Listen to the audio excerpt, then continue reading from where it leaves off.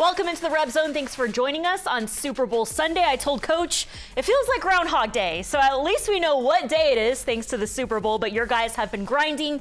Exciting show. We'll hear from Issac Williamson tonight. Coach, I'm just so inspired by how your guys keep their heads up. They're so resilient, they're so tough, and they're so young, too. Well, Paloma, you inspire all of us. That's part of the thing. Your inspiration, your positive energy, your positive spirit, you're an inspiration not only to the Runnin Rebels basketball team, but the entire city of Las Vegas. That being said, our game yesterday afternoon versus Grand Canyon, we needed a lot of inspiration. Why? Because we were coming off of a few-game losing streak and just a gut punch crushing loss on Tuesday on the way we lost the game.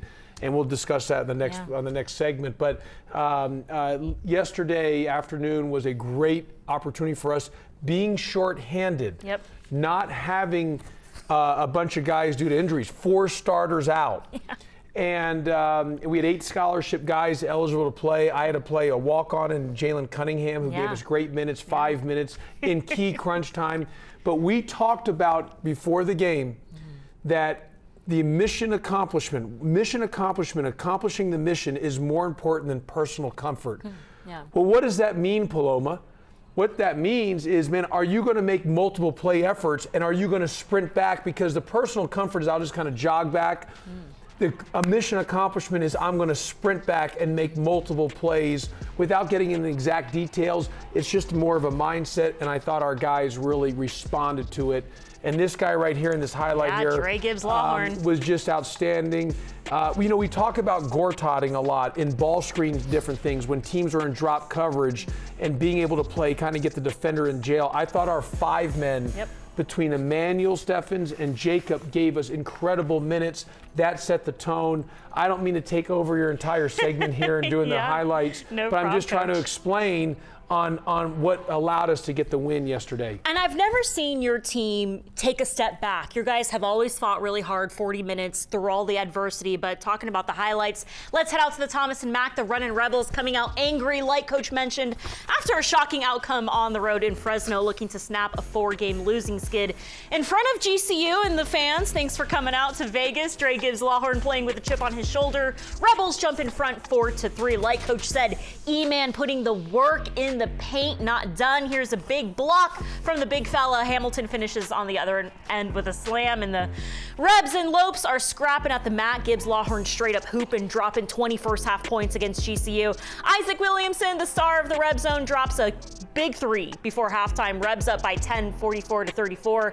Rebs back in front by 10. Kamani Hamilton, he can't stop dunking on GCU. Lopes not giving up on the road. 12 seconds to play, and the Lopes hit a dagger 3. We got another nail biter at the Thomas and Mack.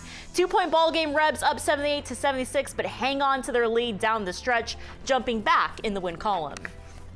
We showed more than I can even say about it, honestly. We all came out and played tonight, played our hardest, You could just tell, like, that chip. I could tell after the Fresno State game that the chip was on our shoulder, but everyone that was watching tonight, you could tell. You could see it then. Dre puts the work in every day, so it's nothing new. Like, you see him, he's here before breakfast putting in shots. He's here after practice doing the things he needs to do. So, I mean, he's a pro at the end of the day. So watching him put up 20 points in the first half isn't really surprising because he does it every day at practice. So.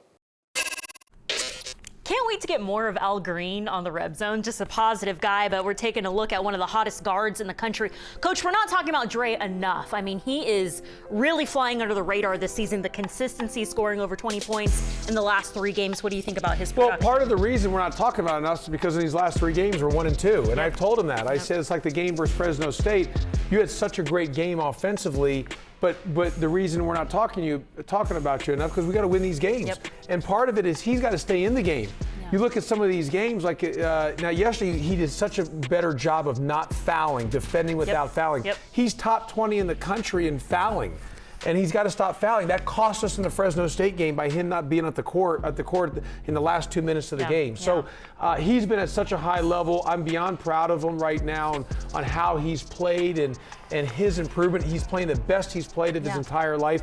I think it shows with our player development how we get guys better because he had not done that at his previous school at Illinois. So him getting better, he's taking advantage of the opportunity. Life's about opportunity. Yeah. And you're right, Paloma, as any guard in the country, he's playing as well as any guard in the country. Yeah.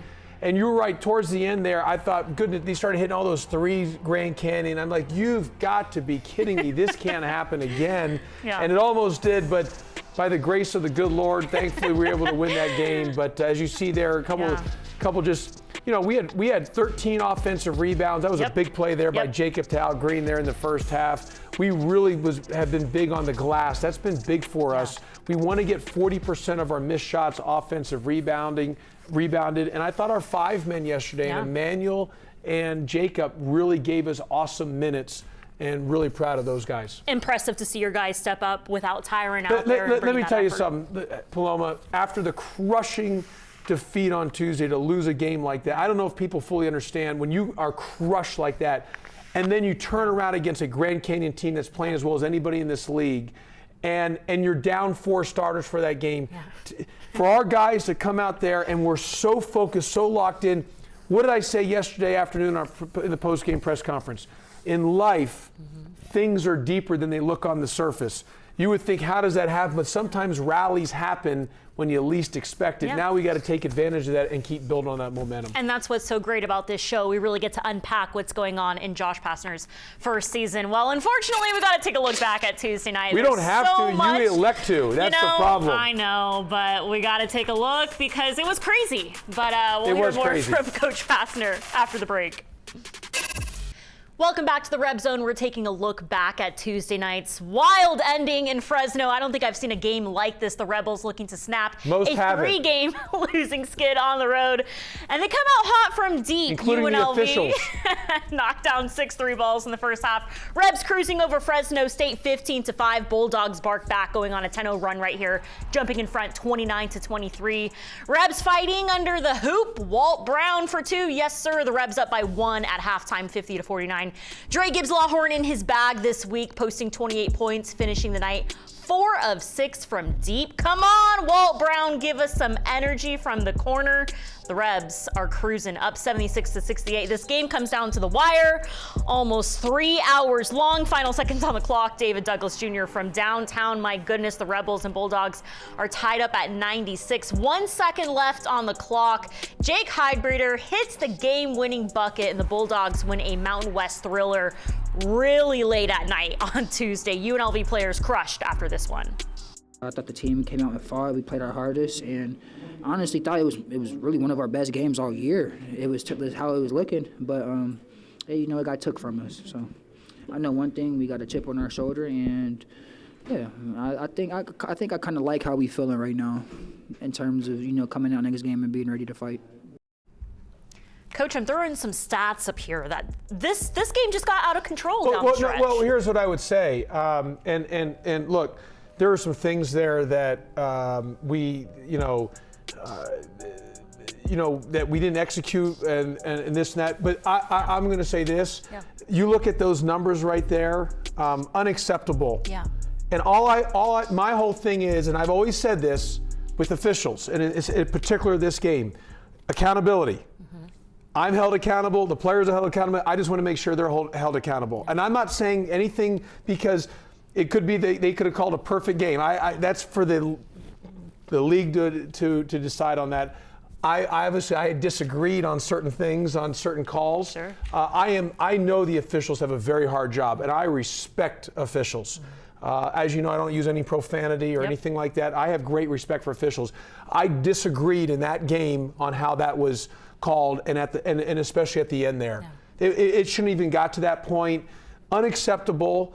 And 2 of the 3 officials are high-level officials. Yeah. You know, 2 of the 3 are really high level. And so it was just one of those things where, we just, in the end though, look, you look at the numbers, defensively, we weren't good enough defensively. So yes, I have my disagreements about the officiating in that game, and that happens. I mean, that's just part of it. But that all being said, hey, look, we were We shot 69% from the free throw line. That's not good enough. No. You know, we gave up. You look in that game, Paloma. They shot 53% from three and 59% from the field. In the end, that's not good enough. And so yes, as I mentioned, I might have some disagreements on the officials in that game on how they called certain things, especially late game. But in the end, we did it to ourselves. We did not defend well enough. You can't allow. We scored 96. We were really good offensively, but we were not good enough defensively. And that's the bottom line. That was a third straight game. We had 89, 89, 98. You can't win at that level. Yeah.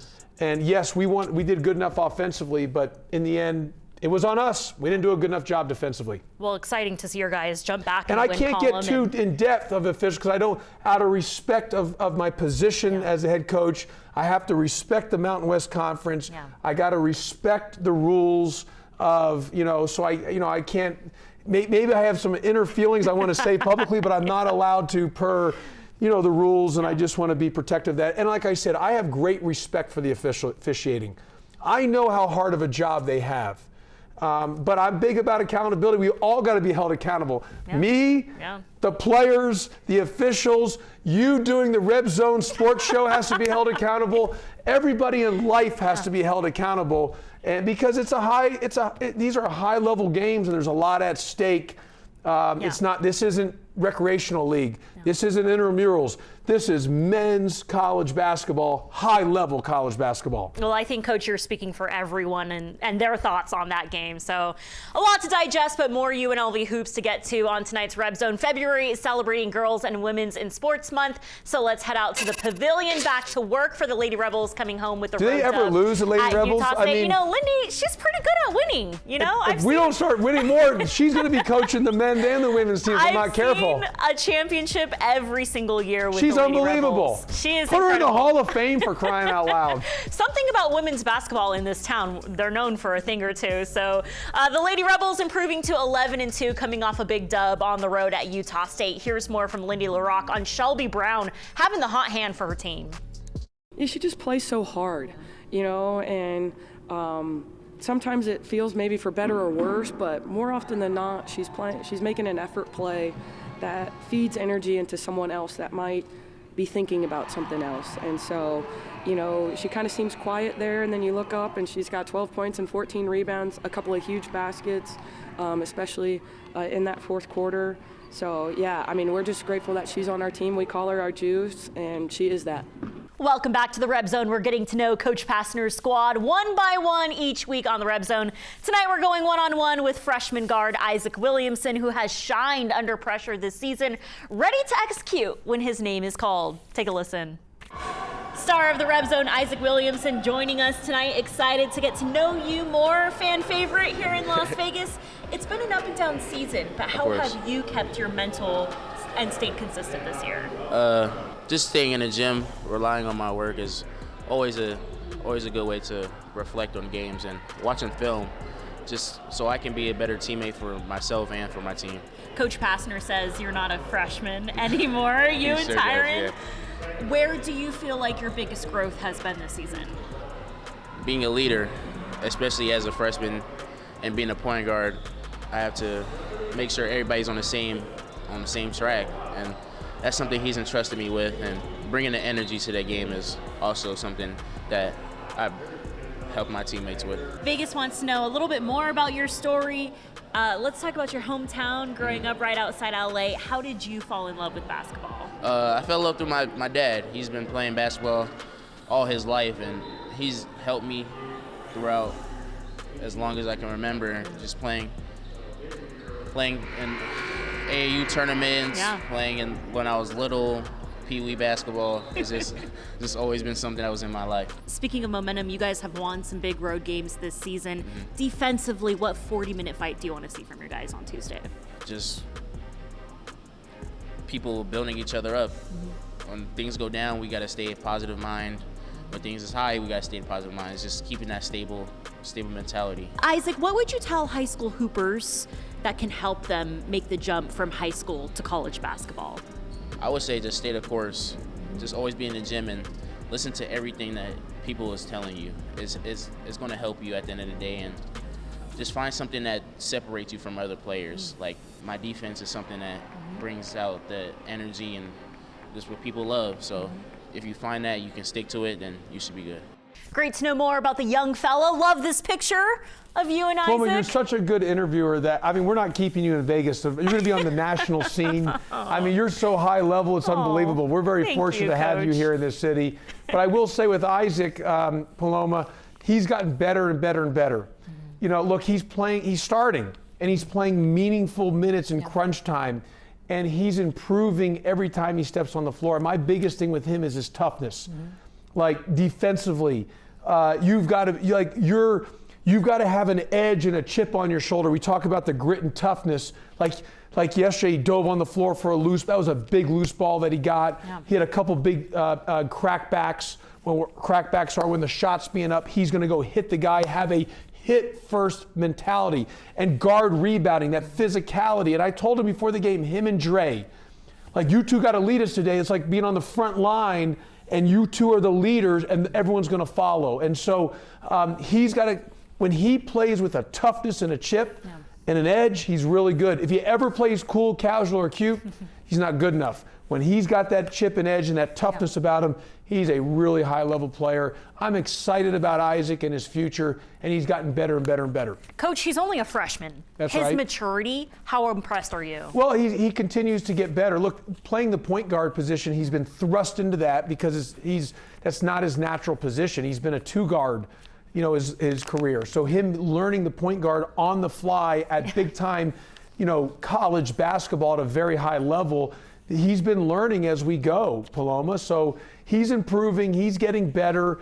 As he talked about leadership, like when we get a little disorganized offensively after a miss and he's running the point, he's got to help us get organized. Yeah. You know, he's got to be the extension of the coach on the floor. And so that's part of him getting better. And you see this picture, how much more gray hair I have now compared to this picture in the preseason. Oh my gosh. This season and this team has aged me a little bit. But if we can play like we did on yesterday afternoon and have some continuation of that momentum, maybe I'll lose a little of the gray. Impressive to see Issac Williamson step Very up. impressive. Hope all the high school hoopers here in Las Vegas are inspired and can see that they if you're a high school hooper, man, you got to have toughness. You got to be diving on the floor. Yeah. You got to have a grit about you. It's about defense. Are you making winning plays? Do you have competitive endurance, competitive excellence, competitive spirit, competitive character? It's all those things. If you're cool, casual, or cute, or worrying about being flashy and just making some highlights, that's not winning. That's not the winning formula. Yeah, Coach Pastner sounding like my dad on the RebZone of play hard, play discipline. I'm ready to suit up for the Runnin Rebels. More Runnin Rebels hoops.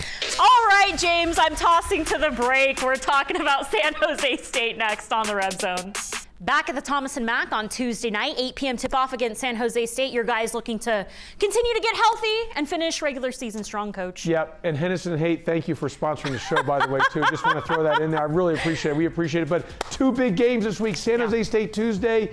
They're better than their record. They've got last time we played and they didn't have their star player Garland on playing. He will play this week. We've got to be ready to go. We got to be measured with how we play. And then Friday we play at Boise State. They're playing as well as anybody in this league. We know we beat them the first time. We know how important this game. The last time will be at Boise State because they are going to the Pac-12. Big game. So this is a big week for us. We've got to do our job. We've got to have carryover and the right momentum from the game from yesterday afternoon. That's going to be important for us as we move forward. How do we defend? Will we get Tyron Jones and Howie Fleming back? Those things are day by day. Yeah, so we will see as that goes forward. But I want to see us compete at the level we need to compete at as we've been offensively, but continue to do what we've been doing defensively from Saturday. Coach Pastner is such a pro in studio. He's got this show down, but we just want to end the show tonight saying thank you to Rebel Nation. It's always great to see you guys. We love Rebel Nation. It's been so fun this season. We love you guys. So thanks for watching every Sunday on the RebZone. Go Rebels.